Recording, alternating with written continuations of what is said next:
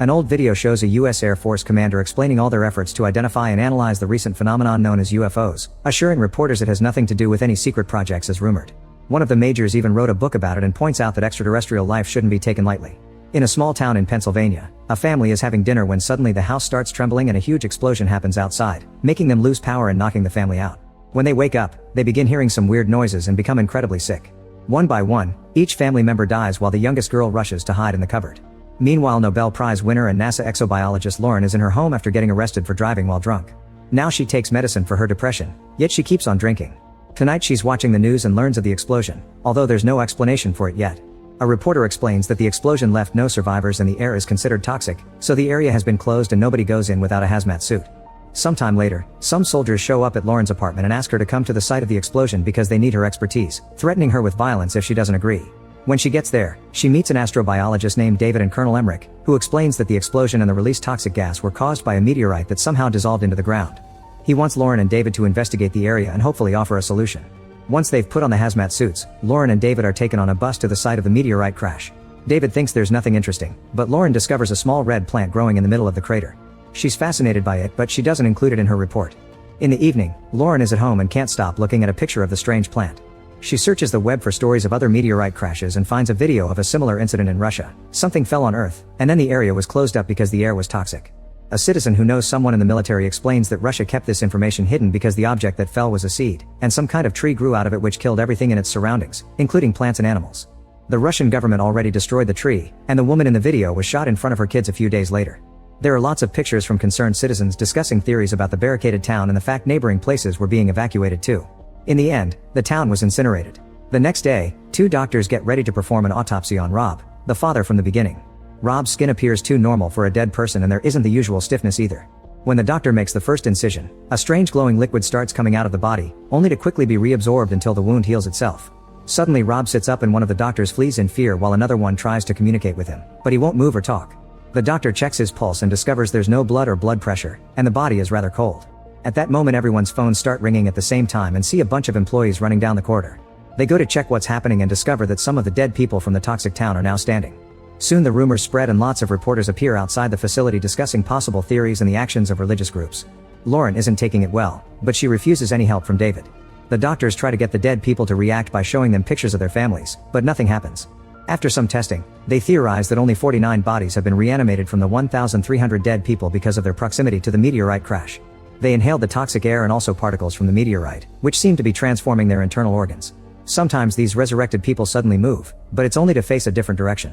When Lauren meets with Emmerich, she mentions the incident in Russia and says they're probably connected, but Emmerich is wary because she got her information from the dark web. Later at a White House meeting, a full report is presented on the reanimated people. They have no heartbeat and no brain activity. They don't breathe, eat, or sleep. Their organs contain unfamiliar compounds and their DNA has been mutated into a different life, probably alien. The same new sequence is repeated in each victim, which shows this isn't random. A military leader proposes incinerating the bodies, so Lauren shares her theory about Russia and points out that maybe they're being targeted. If they don't find an answer, a big city may be attacked next. Since her proof is only internet pictures that may have been edited, she isn't taken seriously, but the president still votes against incineration and orders the scientists to keep studying the bodies. This whole situation makes Lauren's depression worse and she ends up drinking alone in her car while remembering her childhood. Her father had taken her to a secret location and asked her to keep it secret from everyone, including her mom. However, the memory ends there because she suffers from amnesia. This leaves her so upset that Lauren ends up mixing her medicine with the alcohol. Afterward, Lauren goes back to the facility, where the doctors are allowing the relatives to talk to the bodies, but it still gets no reaction. Desperate for answers, Lauren goes to the room where all the reanimated bodies are, and shows a little girl her favorite childhood book while sharing the story of her mother's death, admitting that she didn't cry. At that moment she gets a call from David, and when she grabs her phone, a picture of the crater plant can be seen as the wallpaper. This causes the girl to suddenly grab Lauren's arm. She immediately tells Emmerich and David about it, and David finally realizes that the bodies turn to always look north where the crater is. Their chat is interrupted when a soldier reports that information leaked and now news outlets are showing pictures of the giant tree-like structure that has grown out of the crater in just 2 days. Taking Rob in a secure box, the scientists fly to the crash site and admire the strange tree, which is responsible for making the area toxic. The group sits Rob in front of the tree, and after a long moment of waiting, he gasps and opens his eyes, which now are a very bright blue. Then he starts looking around as if seeing everything for the first time. His own hands, the tree, the snow. Guessing he's an alien now, Lauren welcomes him to Earth, and Rob explains he can't go back with the team because he won't survive the normal Earth environment. Afterward, during a press conference, Lauren explains the same way Earth's plants provide oxygen for humans, that tree is life-giving for these aliens. The current theory is that the aliens reach Earth by traveling through wormholes. Some reporters try to derail the conversation by asking Lauren about her arrest, which is seen on TV by a mysterious man. Later at home, Lauren hears a message from her therapist, who is worried because she has been missing sessions and they're part of the court order. She's also interested in discussing Lauren's flashback dreams, which often include flying. Lauren ignores the message and grabs lunch until she hears knocking on the door. It's her father, Jim. He makes Lauren feel very awkward and she doesn't say much, but Jim keeps talking, mentioning how as a child Lauren was obsessed with space and asked for her own lab, which they built in the shed. Jim says he's lonely and that he misses her, but Lauren avoids being hugged and stays cold, so Jim just leaves. Soon Lauren is called to the toxic area again because the alien refuses to talk to anyone except her. Once she's suited up, Lauren sits with Rob, who explains that his home planet became uninhabitable and forced his species to seek a new world. This tree won't grow anywhere else, and they were given the coordinates to reach Earth by a human called Supernova 94. This person sent messages to space with the purpose of finding them, even giving them a list of humanity's strengths and weaknesses. At that moment the scientists try to take a sample from the tree and Rob asks Lauren to make it stop, but she can't. Lauren explains they won't let the tree stand for much longer because it's damaging Earth's environment, but Rob says his people will change the environment. He also reveals he has special abilities before taking control of a scientist's body to make him open his hazmat suit. A few guards rush to tackle the man down while others surround Rob, demanding for this to stop while they take Lauren away. Rob's eyes turn black and the scientist breaks a soldier's mask, causing him to quickly become infected and cough up blood until he dies. The other soldiers get ready to shoot Rob, but he uses his powers again and a screeching sound causes everyone to squirm on the ground in unbearable pain while all the lights go out. The suffering drives the soldiers crazy and they remove their masks before they start attacking each other with no mercy. One by one all the soldiers are killed by bullets or knives from their own teammates, and when only one is left standing, the soldier self-deletes. After a truck arrives to take away the bodies and the scientists including Lauren, the military launches an attack against the tree, only to discover it's being protected by a huge force field. The missiles explode against it without causing any damage to the tree, and the planes have no choice but to retreat. Soon, news outlets begin talking about the force field and the name Supernova 94.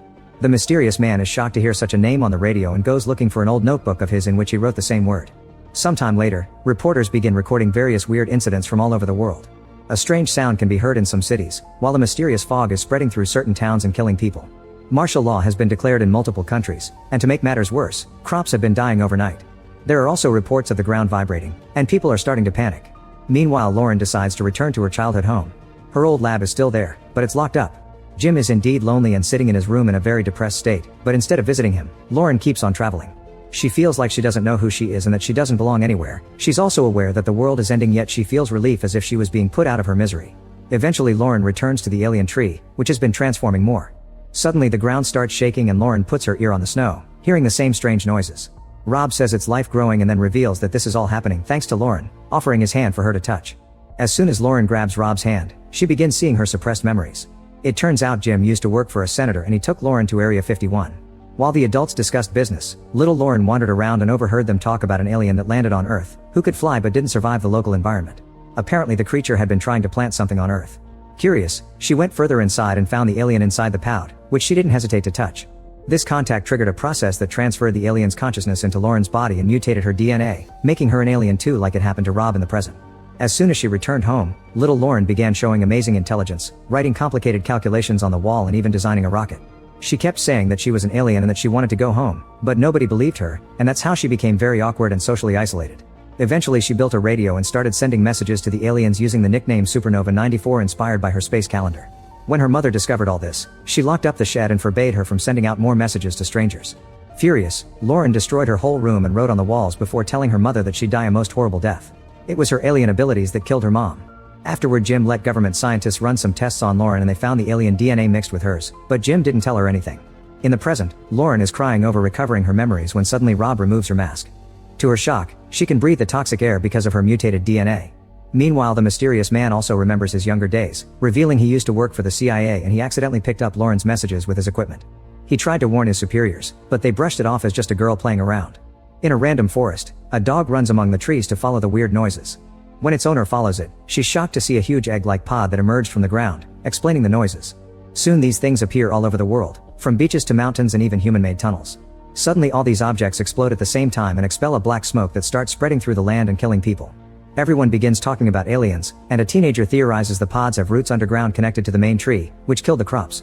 Eventually Earth can no longer support life for humans and one by one every person on the planet dies as the environment mutates to be alien-friendly. The only survivor is Lauren, who has finally found her wings. Make sure to subscribe and turn on notifications so you can watch more videos like this. Thanks for watching.